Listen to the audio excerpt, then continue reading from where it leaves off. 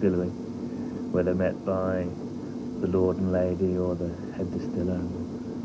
When they come back, we have the drinks on platforms for them. They sit down at the dinner table, another wonderful meal arrives. Very different to the last one. I think the first night is a bit anxious for everybody because they're on the train. They come onto the train, I don't think they don't know what to expect. And they come on the train then to see everyone is just so friendly and everything is so relaxed. The first night at dinner can be a bit tense for everybody because the tables sometimes they have to sit with people they don't know. But after that, they all get to know one another and it's great. And I haven't heard from you in 25 years. It's really good. I would say wake up call at 8:30. 8:30, sir. No. If you like to have breakfast, then you need at 7 o'clock. Dinner on board the Royal Scotsman for the first night is informal and the mood is relaxed. The combination of fresh Scottish produce and carefully selected wine make for a restaurant worthy of Michelin stars. Following dinner, the country house party ambience is enhanced by entertainment in the observation car with a distinctly Scottish flavour.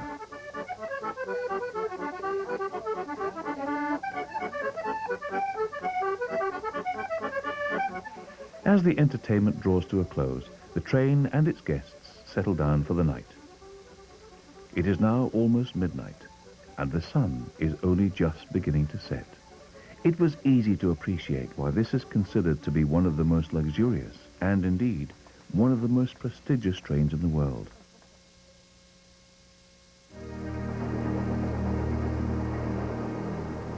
Day 2, and by 6 a.m. the train was rolling eastward, retracing the previous day's route, following the narrow shelf between the slopes of Ben Cruachan and the River Orr. On board, those guests who have risen early to see the morning sun come up are being served breakfast in the dining car. Further down the line, awaiting the arrival of the train, is the Royal Scotsman's motor coach. Just as the staff on the train are constantly busy polishing and cleaning, so too is Robert Fraser, the coach driver. Washing the coach is a daily affair. Our next stop is the ancient capital of Scotland, Perth. Known as the Fair City, Perth was a central royal administration in medieval Scotland, and the train's passengers are about to experience one of Perth's most important historic sites. As always, the coach is ready and awaiting the passengers' arrival. We have travelled east back to Crianlarich and once again joined the main line south. Skirting past the mouth of the Clyde and Glasgow, we've turned north, passing through Larbert and then Stirling, home of the magnificent castle which dominates the surrounding countryside. With the passengers now on board, along with the train's expert guide, the coach heads off for the centre of the city. As well as once being the political capital of Scotland, records dating back as early as the 9th century indicate that Perth was also the religious centre. The passengers are being taken to see the Kirk, or Church of St. John. Rebuilt in the 15th century on the same site as the earlier Kirk, the later structure was on a much larger and grander scale as a measure of importance in the life of Perth's community. Renovated and rededicated in 1926, the present Kirk is not just a city monument, but a working church for the community of Perth. The nave of the Kirk is a vast rectangular structure flanked by an aisle on both sides. Above the blank walls, which are supported by the two arcades, there is a handsome wooden ceiling of fumed oak. This roof is adorned by plaques illustrating the life of Jesus and other subjects, whilst above the aisles, the ceilings are constructed with finely detailed flat oak panels. The crossing of the Kirk contains the communion table and the pulpit. 4 massive piers, one in each corner, support the heavy arches from the walls of the tower rise.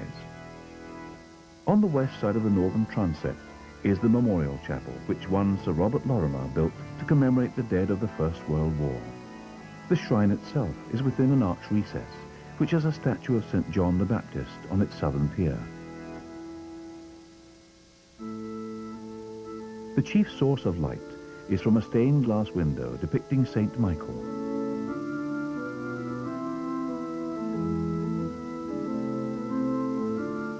The west front incorporates both medieval and modern work, with the imposing central stained glass window set back in a recessed section. Above the choir section is one of the few surviving medieval open timber roofs. Following the renovations, it has once again been made possible to appreciate the magnificence of the kirk as it once was, as a symbol of a living and enduring faith, and one which also now responds to the active modern parish of Perth.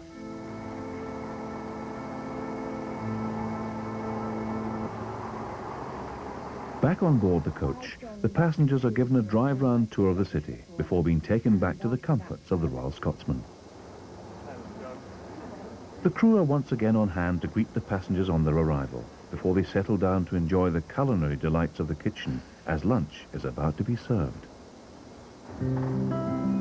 The whistle blows and the train slowly glides out of Perth Station. From Perth, we are heading north through Dunkeld Station, which is set confusingly not in Dunkeld, but in the village of Burnham.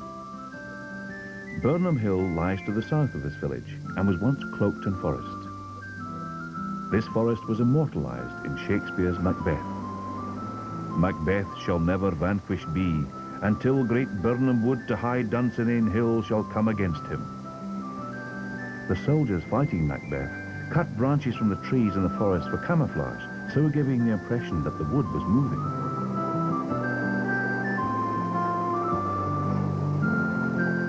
After Blair Athol Station, we catch a glimpse of Blair Castle. Near Dalnacarder, General Wade's military road built in the 1720s skims overhead. Wade built some 260 miles of paved roads through landscapes where previously there had been nothing but rough tracks.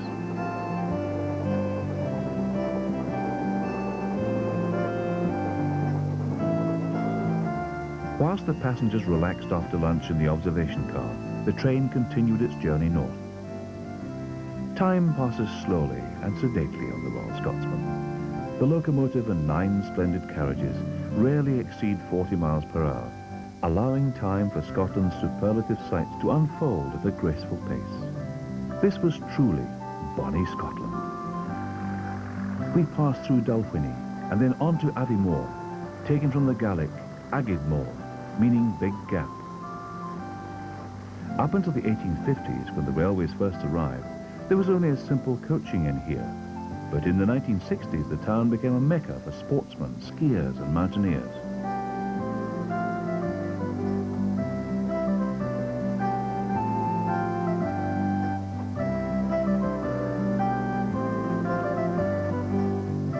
Seven miles from Aviemore, we come to Carbridge, a pleasant, quiet village, and a base for many of the holiday walkers and backpackers who frequent this part of Scotland, exploring the Cairngorm mountain range. It was here, in the early afternoon on day 2 of our journey, that the Royal Scotsman made its next stop.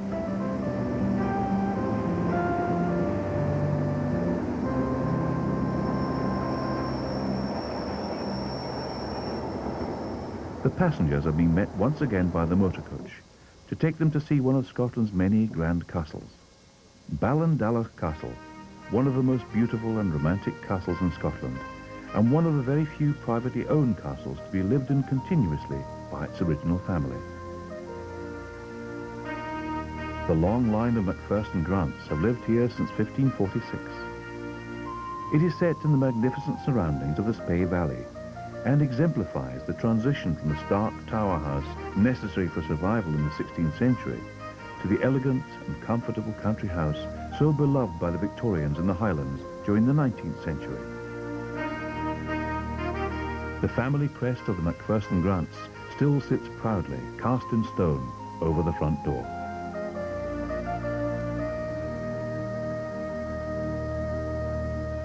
Ballandalloch also boasts a magnificent garden set amidst acres of landscape fields that stretch for miles. It is also the home of the famous Aberdeen Angus herd of cattle, founded by George Macpherson Grant in 1860, and is now the oldest herd in continuous existence.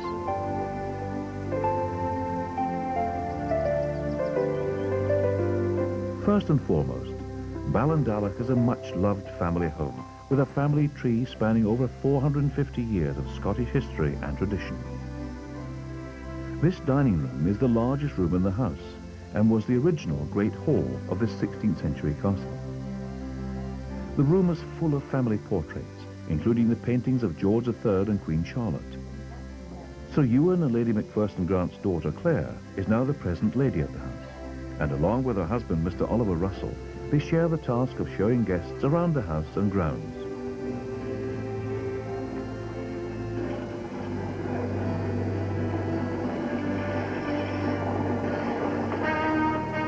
As we continue the tour of Ballindalla, the train moves off. It has once again come off the main line and has now been taken along a private section of track owned and operated by the independent Strathspey Steam Railway.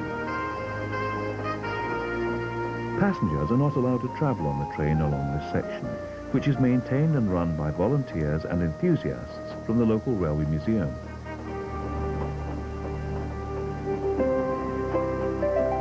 The home of the museum and railway is situated at Boat of Garton, named after the ferry boat which crossed the River Spey. It developed as a village with the arrival of the railways and was once the junction point of the Highland and Great North of Scotland lines. The old station has been restored to its original condition and the museum is housed in the old waiting room. The railway runs a daily service with a steam locomotive from Boat of Garton to Aviemore. Our train is being shunted into the station by a restored diesel locomotive, also owned by the private company. It is here that we shall stable for the night. As the Royal Scotsman pulled into the station, it looked almost incongruous, sitting amongst the array of old locomotives and carriages, all from a bygone age. An age that had accelerated the growth of this remote rural area, where over a century ago, towns had grown from small villages with cottages built around coaching inns into modern, thriving communities, all connected by miles of parallel steel rails. It is now early evening, and the passengers are arriving back at the train. The Royal Scotsman and its guests have become something of a focal point.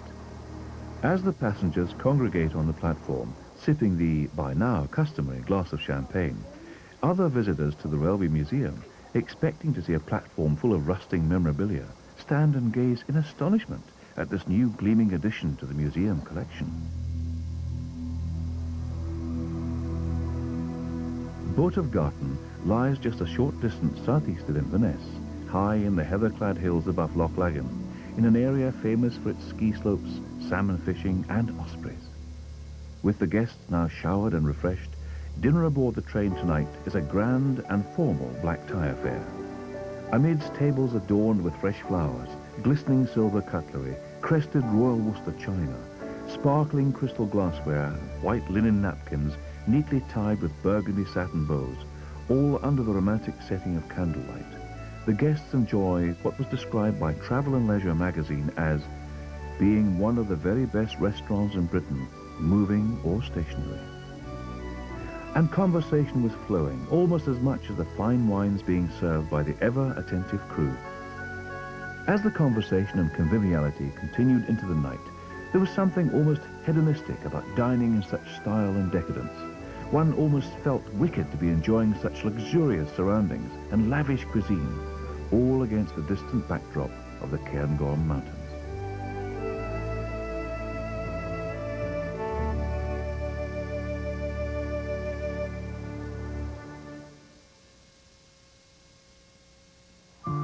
Day 3, we travel a short distance by motor coach to the Highland Wildlife Park.